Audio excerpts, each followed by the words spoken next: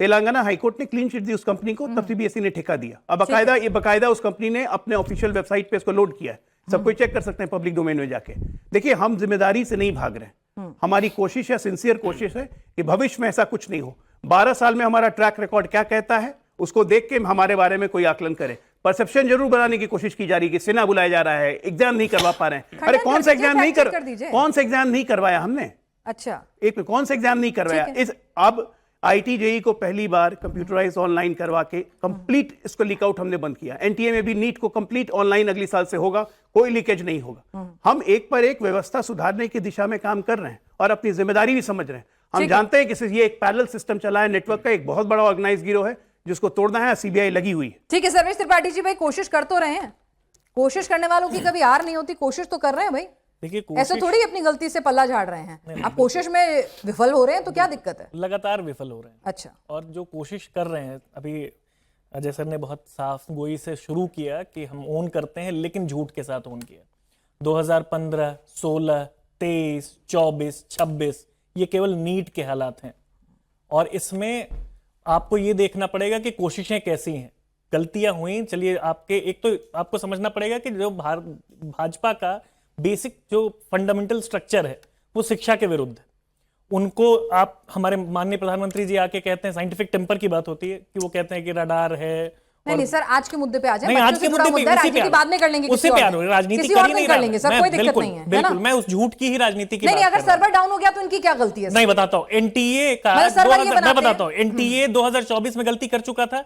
NTA chief को accountable hold किया गया, उनको क्या किया गया? रिवॉर्ड दिया गया, उनको प्रिंसिपल सेक्रेटरी बनाया गया। अगर आपके साथ कोई त्रुटि हो रही है तो आप अकाउंटेबिलिटी फिक्स करते हैं। हाथ जोड़ के केवल माफी मांग लेने से क्या शिक्षा मंत्री का अभी तक इस्तीफा मांगा गया? क्या आपने गलती, तब भी शिक्षा मंत्री भी वही थे, एनटीए चीफ वही थे, एनटीए ने अपनी कोई गलती नहीं सुधारी। अभी भी कोई रोड मैप नहीं है कि जिससे सरकार कह रही हो, प्रधानमंत्री जी संलग्न है उसमें, मान लिया मैंने, लेकिन कोई रोड मैप है जिससे सही कर लेंगे ये? क्या 24 से 26 में हमने सीखा कि पुनरावृत्ति ना हो? अगर आपकी नीयत सही होती, आप चाहते कि शिक्षा को सुदृढ़ किया जाए, तो कुछ ना कुछ कर चुके होते आप हर गलती के बाद ये कहेंगे नहीं अगली बार नहीं होगा, और पहले तो मानने से आपको लगता है कि मेमोरी पिछले वाला वाइप आउट कर दो, तो आप 26 से पहले चले गए। और ये सबको पता है, यहां जितने बैठे सबको पता है कि 26 वाज नॉट द फर्स्ट, इससे पहले भी ये घटनाएं हुई हैं और बहुत बड़े स्तर पे घटनाएं हुई हैं। और 24 में जो मास्टर में, एक चीज बस लास्ट थिंग, 24 में जो मास्टरमाइंड था संजीव मुखिया, 24 नीट का जो स्कैम था, उसको पकड़ने में 1 साल लगा था पुलिस को। ये हम बाद में जो हम सरकार करती है प्रोएक्टिव एक्शन, ठीक है, यानी कि रटे रटाए बयान, रटी रटाई बातें, वो माफी, दिल से दुख, ये नहीं चलेगा सिस्टम में। सुप्रीम कोर्ट ने भी सीधे सीधे कहा है कि, अजय जी आपके पास आऊंगी, शांतनु जी भाई, ठीक है, सुप्रीम कोर्ट ने भी कहा भाई किसी की तो बता दो ना, जिम्मेदारी किसकी है, कोई तो होगा ना जी। अगर कमेटी बनी, उसकी सिफारिश लागू हुई, फिर भी गलती पर गलती हो रही है, तो कोई तो जिम्मेदारी लेगा। और उन्होंने कहा कि अगर प्रधानमंत्री को इंटरवीन करना पड़े तो बाकी सिस्टम क्या कर रहा है, हर काम वही करें क्या? देखिए बनास जी, राजनीतिक पार्टी के लोग अपना पक्ष रखेंगे, वो उसका विरोध करेंगे। मेरे ख्याल से यहाँ पे युवा बैठे हैं, आपके चैनल को लाखों लोग देखते मुद्दे को समझने की कोशिश करते हैं। मुझे आप 1-2 मिनट अगर अनइंटरप्टेड दीजिएगा तो आनंद आएगा। देखिए, मैं उत्तर प्रदेश से आता हूँ, उत्तर प्रदेश के बारे में लिखता हूँ। उत्तर प्रदेश वाला ये चीटिंग की बात को बहुत ढंग से बता पाएगा। क्यों? क्योंकि पहली बार उत्तर प्रदेश में कल्याण सिंह जब चीफ मिनिस्टर बने, उन्होंने चीटिंग के खिलाफ कानून लाया, और उसके बाद जब मुलायम सिंह यादव अपना कैंपेन कर रहे तो कह रहे मैं ये चीटिंग वाला कानून ही हटा दूंगा, आप आराम से चीटिंग करिए, ये उन्होंने ओपनली कहा।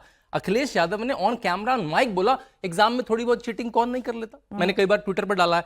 अब जब योगी आदित्यनाथ आए तो उन्होंने 4 तरीके ढूंढे, पूरी उन्होंने कमेटी बिठाई कि चीटिंग होती कैसे कैसे है।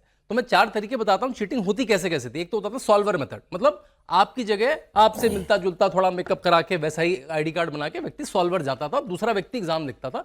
बड़ा कॉमन मेथड था सॉल्वर मेथड।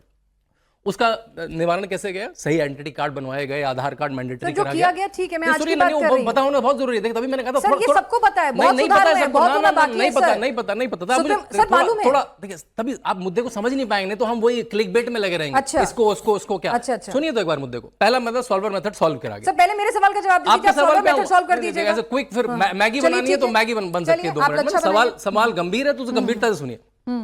दूसरा, सेंटर पे मास चीटिंग होती थी, मतलब सेंटर वाला ही सारे आंसर बता देता था, क्योंकि सेंटर ही अजीब तरह के होते थे, सारे सपा के लोगों को सेंटर मिल जाते थे। सर भारत आगे बढ़ रहा है। भारत आगे बढ़ रहा है, मैं आपको 5-10 साल पुरानी बात बता रहा हूँ आपको। हाँ, नहीं पुराने में नहीं जाना, मुझे भविष्य देखना है, वर्तमान आपको देखना पता है। करना पड़ेगा, पुराने से सुधार हुआ तभी तो हैट्रिक लग रही है सरकार की। वापस सर आएंगी वो फिर से तरीके हो जाएंगे, जैसी सरकारें वापस आएंगी तरीके फिर से वापस चले जाएंगे, क्योंकि अखिलेश यादव मन से बोलते थे कौन चीटिंग नहीं कर लेता एग्जाम के लिए। भाई अखिलेश यादव जैसा मतलब आप ये कह रहे हैं कि इनकी सरकार आ गएगी तो और ज्यादा लीकेज होगी। बिल्कुल, लीकेज रुकेगी नहीं आपकी सरकार में भी, लेकिन ठीक है ना। तो पड़ेगा, आपको सुनना पड़ेगा, मुझे 1 मिनट दीजिए, मैंने आपसे 1 मिनट, आपने हाँ, कहा था बोलिए। कि बोलने दीजिए। दूसरा होता था कि सेंटर में मास चीटिंग होती थी, फिर सेंटर किस तरह से बनेंगे, किस तरह से उसमें सीसीटीवी कैमरा होगा, वो मेथड भी सॉल्व हो गया। तीसरा होता था कॉपी एक्सचेंज कर ली जाती थी, जाल लिखना होता था, कॉपी पे लिखता ना कोड रखा गया। चौथा जो था पेपर, हम लोग तार वाले फोन से मोबाइल पर आ गए और सैटेलाइट पर आ गए। सर ठीक है, हमने तरक्की की है, 25 साल पहले आ चुका था मोबाइल, तो 25 साल पहले आ वही मैं कह रही हूँ ना, तो सब लोग तरक्की कर रहे हैं, देश तरक्की कर रहा है। नहीं, लेकिन उत्तर प्रदेश में होता था 10 साल पहले तक भी, मना और नहीं कर रहे। अगर ऐसी सरकारें आ गई सर, तो अभी फिर की होने बात लगेगा। कर लें। आ रहा हूं, तो आपको सुनना पड़ेगा पेशेंस ना, बड़ा मुद्दा, गंभीर मुद्दों को गंभीरता से डिस्कस करेंगे तो बनारस में आनंद आएगा। सर बताइए। चौथा जो तरीका था वो पेपर लीक था। मैं दावे से कहता हूं ऐसा जो भी पेपर जो प्रिंट होके आता है और मल्टीपल लोकेशन में जाता है, उसके लीक होने की संभावना बिल्कुल है।